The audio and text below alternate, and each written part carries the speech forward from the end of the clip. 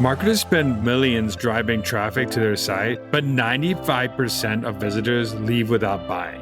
Wunderkind helps brands turn those anonymous browsers into real customers with smart flows across email and SMS.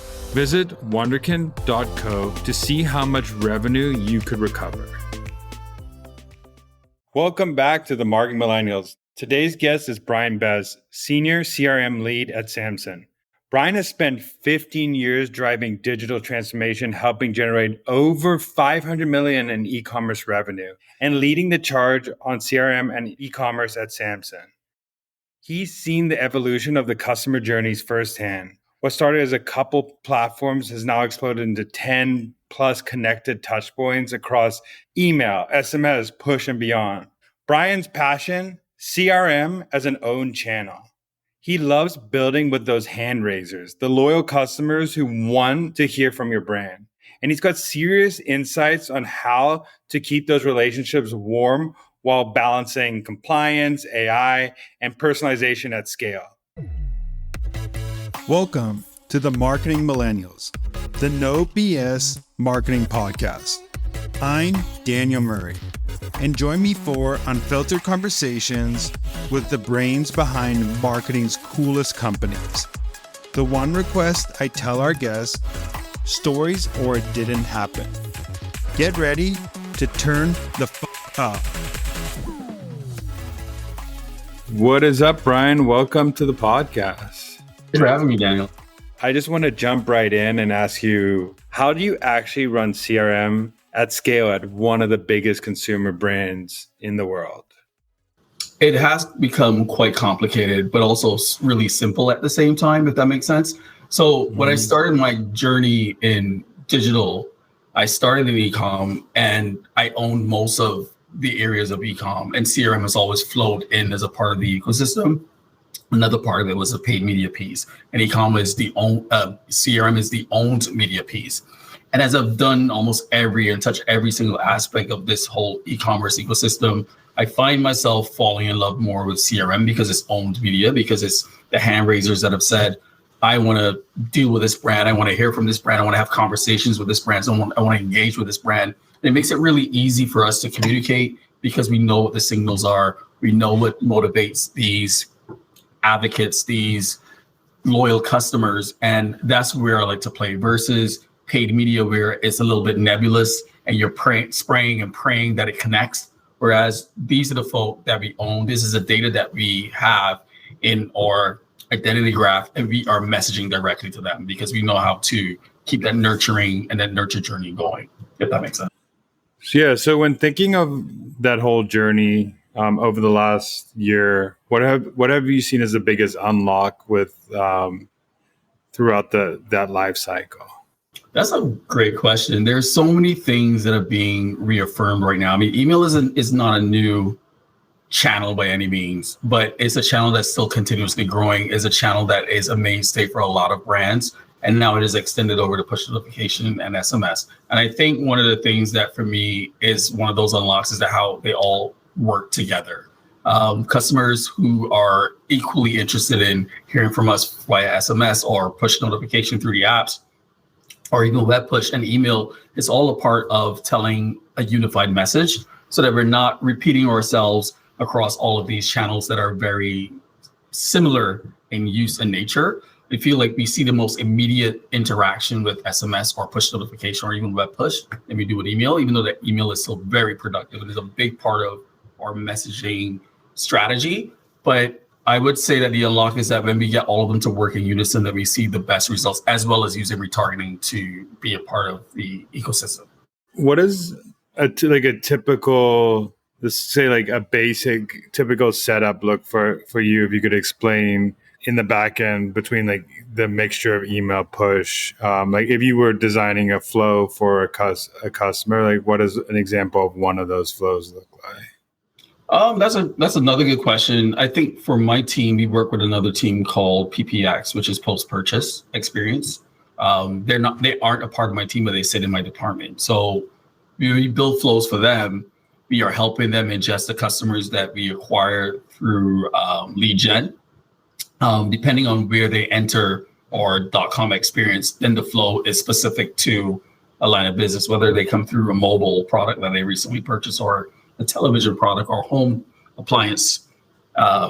It changes the nature of the journey. And then what we try to do is we try to build on that experience, because if you're interested in our brand from one line of business, you may be interested in others. And we are trying to determine what your preferences are, what other products you may be interested in, so that when we start messaging you, we have enough signals about you to know what we should be messaging and what we should be suppressing. And after about 3 different emails within that warming up journey to get you into the fold of the onslaught of communications that we have across the various lines of business, CRM accounts, or e-com CRM, or push notification and SMS, we want to make sure that we are not over engaging and the mix is kind of like just right.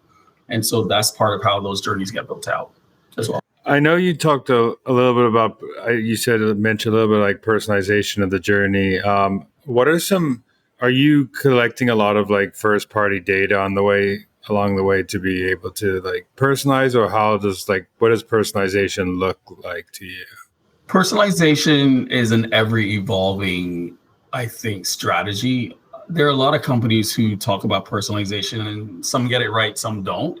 I think for us, part of it is understanding the product that the person actually owns, other products that they seem to be interested in propensity wise, and then just aligning up those messages with them. We also listen to our customers in terms of the feedback that we get from them. They interact directly with our emails at times when we ask them how we're doing, and we're paying attention to what they're also saying. So on top of promotions, they also want to get the brand building blocks, like how does this product work? Are there any product accessories that go with this product that I currently own? And we are listening to that and personalizing emails using a third-party tool, like, for example, Movable Ink, that allows for 3 or 4 different emails to not have the same content, but have the same core. So in addition, I may have bought a frame TV, you may have bought a bespoke AI refrigerator, and we will see complementary information about those products that we currently own, but also the latest products that are coming down the pike that we think you may have a propensity for in your next purchase.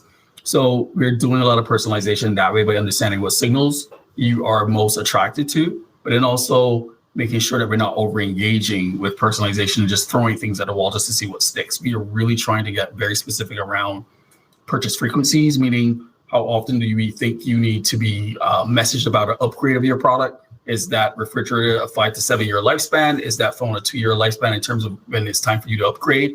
And we're messaging and nurturing you accordingly based on that. That makes total sense.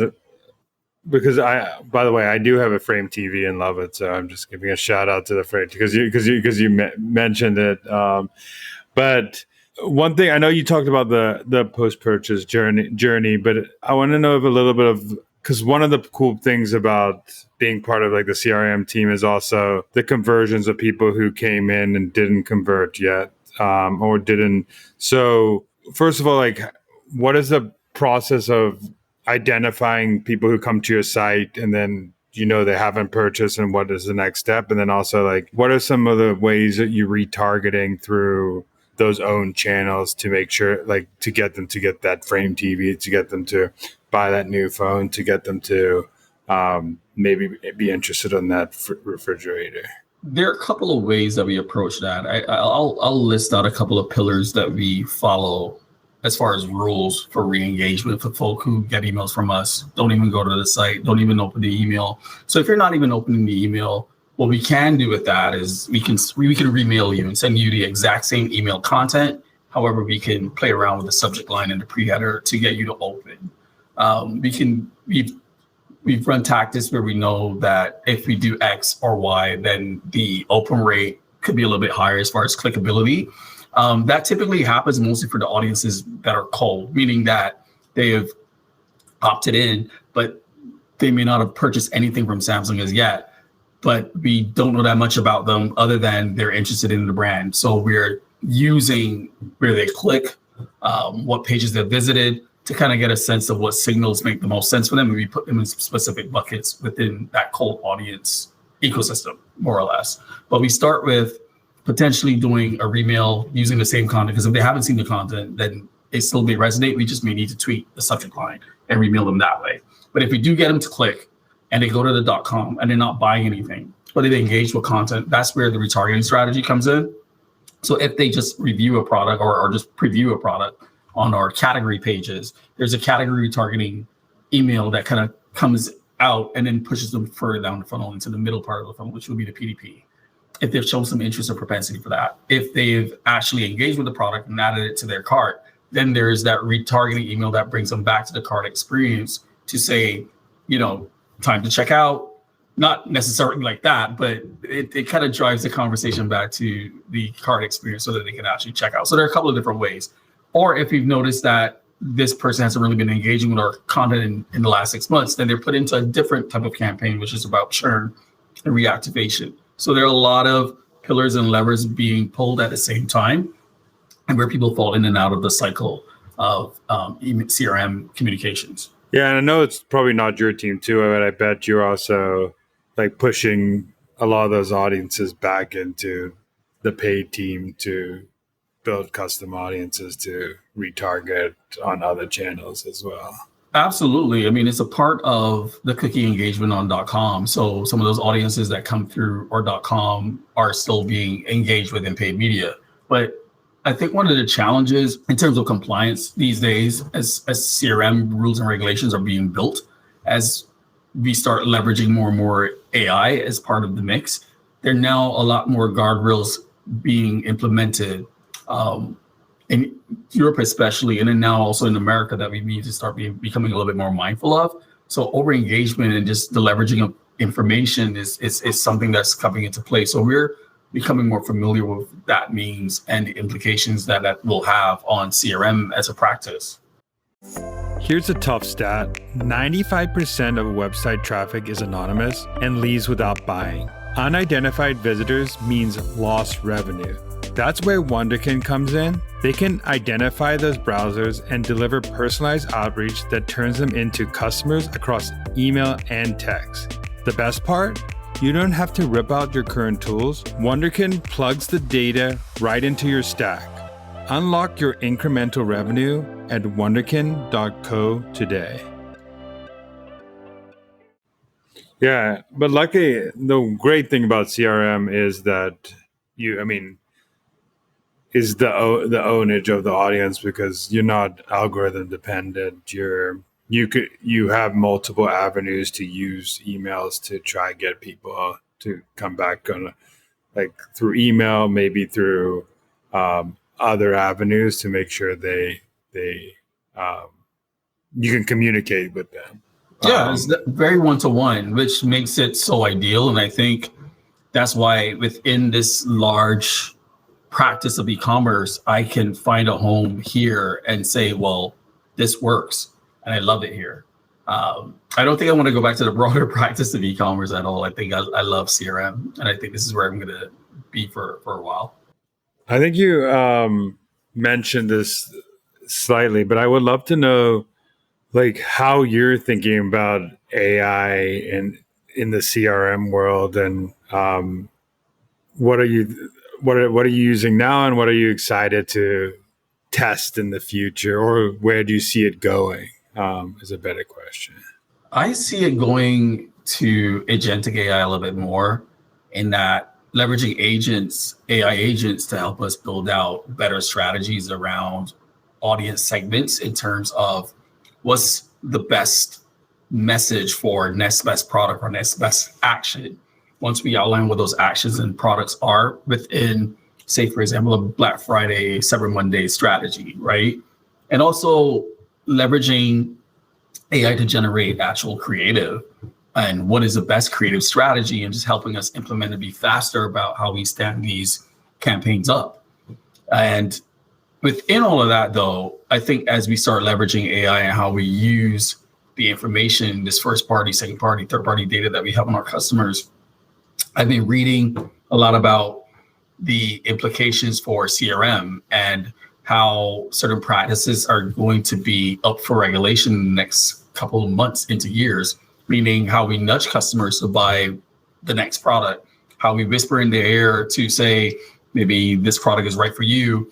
And they're calling it dark practices to some extent, which is very interesting. So a lot of it is coming up for grabs. As much as I'm interested in how we can spin up campaigns much faster than we normally could. Or, I mean, I still trust my gut implicitly. And I think AI is only going to help us become a lot more efficient.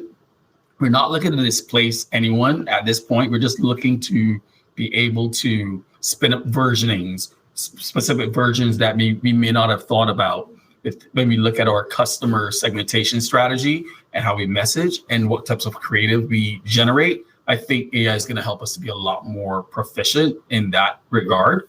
And I am excited for the future where that's concerned, because I'm actually back in school right now. I'm working on a second master's in AI policy and management.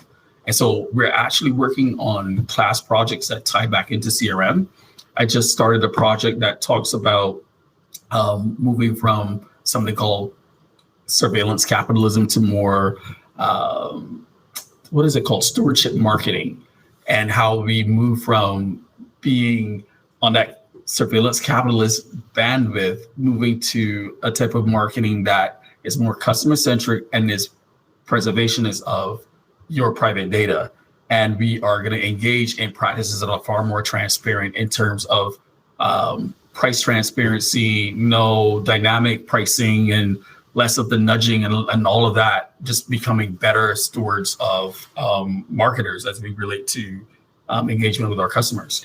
Yeah, I think in the age of AI, especially for CRM, the ability to, even like 2 years ago, 3 years ago, the amount of like reporting you had to do manually, the amount of building lists you had to do manually, the amount of understanding customers you had to do manually. If that is taken by AI, you actually can now deliver more personalized experiences based on what customers are actually preferring they want. And I think that is like the next level of marketing. Is people don't want to say they got a frame TV, and then next minute you're telling them they should get something that is completely like obsolete to what they even care about. They want to get something like maybe frame TV, then you connect them to like something on the frame TV or something that's complementary to the frame TV, for example, or the sound bar that is complementary. Exactly.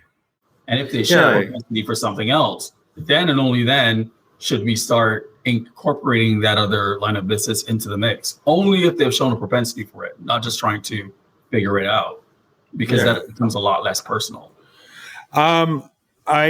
One thing I wanted to ask you, because I know, like, I used to be in marketing ops, but I know like tools are important to be. So what are I know you mentioned WonderKind. Like, what are the tools that are like key to your stack? And then also like, what is your favorite thing about the tools? Oh, that's interesting. I would say for me, I have access to less of a stack than I used to, because we use agencies and they are the ones leveraging those stacks. I would say Tableau is another one that we use a lot in terms of ingesting data. I would say it's more collaborative as opposed to tools per se, because I have other teams that I work with to get insights. So we've got a team that actually does a ton of surveys, does a ton of outreach, and just really tries to understand customer insights from a CRM perspective and how it relates to our strategies. And that's what I leverage a lot. And then on top of that, I'm always looking for opportunities to use our agency partners in ways that we haven't been using them before. I'll give you a classic example of that. So WonderKind is our retargeting partner, but we wanted to incorporate a lot more personalization with retargeting, which may sound a bit of an oxymoron because it just basically interacts with people who just interacted on the site, whether we know a lot about them or not. But there are ways that we've been trying to slowly incorporate personalization, and we've been seeing a really good net effect of that. And then also pulling in their partnership with Movable Ink, which allows us to bring in dynamic content on the fly for those retargeted customers. I think those are some of my favorite tools, but also Movable Ink as far as being able to offer the same dynamic principles of giving folk different content that speaks squarely to them. That's been a game changer for us, because we don't have to create 100 versions. We can have 5 or 6 main versions, but then we can have modular insertions using the dynamic propensities from Movable Ink to bring in that dynamic content. So yeah, those are my favorite tools of choice. And then one thing that's very interesting what do you look for for an agency partner? Like, what does a good working relationship look like with an agency partner? Because there's hard agencies to work with, easier agencies to work with. What's like an ideal like partner look like? That's interesting because I've worked with agencies now for most of my career. I would say I've had great relationships with most of them. One of the things that I look for is communication. Working with really smart people that understand what it is that they're bringing to the table. What are your strengths as an agency? And are we constantly seeing those strengths sharpen over the life cycle of our relationship? That's also super important. And do we get along? And are we bumping heads? Is it a complementary relationship and we see you as an extension of our team? And I think that's primarily the core of the relationship. Are you an extension of our team? And if the answer is yes, then yeah, all cylinders are firing. I mean, I've worked at the agency level for like 3 years. I left brand side, went to agency for 3 years to kind of see how that was going to go. And I always wanted to see how the other half lived. And I tried it. I didn't love it. I missed brand side almost every single day. And I came back to brand side. But it gave me a better understanding of how the inner workings of an agency actually run and operate. I don't know if that would be the best example of that, but because I'm sure other agencies operate differently and they have their own rhythm, I guess. But I would say for me, again, it primarily comes back down to, are you an extension of our team? Are you helping us lift and grow and challenging us as well? And I think those are the things that we look for in a great agency partner. I love that. I do think that if you ever can get agency experience just to understand agency world, it's always like a good way to understand the inner workings of an agency, because you also have like a lot more respect for agencies when you work for an agency, because you understand how some clients treat you versus other clients, how much stressful it is to get a email like with fire alarms every second. So that's some agencies I've seen, and I've seen a lot of my friends who work with agencies that are like, or work for agencies, and they have gray hairs from that. So I feel for them. I mean, I also worked at fashion for a decade, and I think if I could survive that, I could survive anything. And then that's kind of how I looked at working at my last agency. I mean, Samsung was my client, so transparently, that's how I ended up here. And coming onto that account, you kept being told that, oh, this is a very difficult client, very stressful, demanding, all those things. But coming from fashion, I felt like, well, if I've survived that for a decade, I think I can survive anything. And I didn't find the account that challenging. I found them to be smart, knowledgeable, and they just wanted good work from us. They wanted work that was representative of their business needs, but also meeting the customer needs. And then on top of that, obviously, you have to intersect what the agency POV is about, right? And I think having that exposure to Samsung made me feel like, okay, I could work here and leave the agency thing behind. And that's kind of what I did, essentially. Couple more questions. One question I have for you. I know holiday season is coming up. What are some like tips and tricks you can give people in CRM preparing for the season, whether it's Black Friday, Cyber Monday, or the actual holidays? I would say a tip of the trick would be to look at what your projections are in terms of your targets for this year. Is it far and above higher than it was the year before? And if it is, then you need to start earlier than you had planned, or you need to build in some additional KDPs, meaning additional campaigns prior to that, in the event that your CRM revenue may be a little soft. I think for us here, I think every year retailers are starting earlier and earlier. I think this is going to be a really interesting year with tariffs happening, and a lot of companies are bracing themselves for that because it's going to directly impact everyone's consumers. And so we're not really sure what that's going to look like come the holiday season. Is it going to be lukewarm versus hot? And so there's a lot of unknowns. And I think starting earlier does give you a bit more runway to kind of get a sense of where things are going, and start building those gift guides now and start deploying them now to kind of get a sense of interaction and of what people are engaging with, and start prioritizing your best products and your best offers up front and building out that strategy all the way to the end of the year. I think you also make a good point on the tariffs. I mean, if you do have like a product that might be longer to ship or take longer, and you're waiting till the Black Friday, Cyber Monday, and it says 3 weeks, 4 weeks, 5 weeks, it could be this long to ship. For you, you might lose a lot more customers than just saying, hey, like Black Friday is coming early, you get this now. Because it's going to take 5 to 6 weeks to ship because of tariffs. Oh, we don't know what's going to happen with tariffs, so like might as well get it before a tariff hits for that product. That, and if you're reliant on components to build your existing product here in the U.S., then that also could be a challenge. Trying to get those components brought in, or the price of those components being passed on to customers. Like a lot of those unknowns are going to come into play this year. So it's going to be a very interesting holiday period. Lastly, I like to ask this question to everybody on this podcast, but what's a marketing hill you would die on? What's a marketing hill that I would die on? I would say I would die on the hill of CLTV. It's something that a lot of brands don't talk about or leverage enough. Customer lifetime value, understanding purchase frequencies, when and how often people buy your product, and also what is that entire life cycle of the relationship between the consumer and a brand looks like. Is it 5 years? Is it 10 years? Make that part of your creative calculus, make that part of your promotional calculus, and everything kind of emanates from that math, right? And I think a lot of brands do not leverage that, and I keep championing it over and over again. It's not anything new. It's not rocket science. It's been around forever, but a lot of brands aren't leveraging it, or even know what their CLTV calculus is. And I keep having to reinforce that again and again, and I'll never stop talking about it. So I think that's one of the hills that I think I'll probably die on. Yeah.